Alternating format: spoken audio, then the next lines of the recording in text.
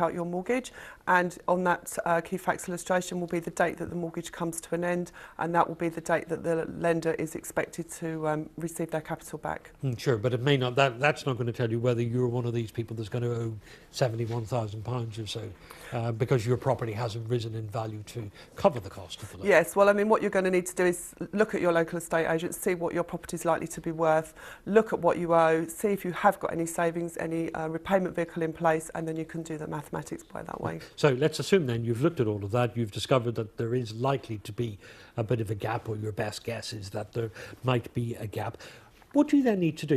Is it simply a matter of just saving more money every month in another account, or is it switching to another mortgage? What are the options? Well, there are options available. I think we need to debunk the myth that your existing lender is going to give you advice. They're not. They're going to give you information. There are other ways of doing things. Saving in a deposit account is not going to raise enough money to repay capital. You are going to have to look at taking a modicum of risk. But for older people, there are things like equity release products which can allow them to stay in their own home and repay their capital. So that's unlocking some of the value that's in the property to help them pay back the mortgage. Yes. Though some of those schemes, they don't always give a terrifically good return. Equity release schemes can almost be seen as a last resort. They are expensive, but if somebody's having to make the very difficult decision whether to move or stay in their own home, and it is very important for them to stay put, for some people it is the only option. Lots of people got these mortgages because it was the only way they could afford to actually get a toe on the housing ladder. If you're in your 30s or your 40s and you've got an interest-only mortgage, should you now consider switching to a standard repayment mortgage?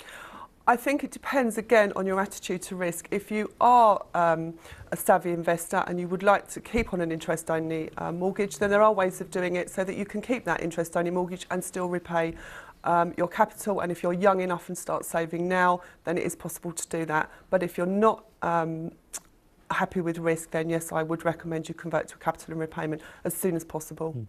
Is there any suggestion that people might have been missold these mortgages, or might not have had the full risk laid out for them at the time they took it out? Absolutely not. An interest-only mortgage is called an interest-only mortgage for a reason. It is just the repayment of interest and nothing else. So it's clearly on the illustration. It's clearly on the suitability letter that your lender will have sold you. I don't think anyone's going to get away with that. So there's no talk of this being a mis-selling scandal like endowment mortgages, that mortgage lenders might have to pay compensation at some point? Absolutely not. I can't see that at all. OK. Jane King from Ashridge Private Finance, thanks very much for joining us on Your Money. And that is all from Your Money for this.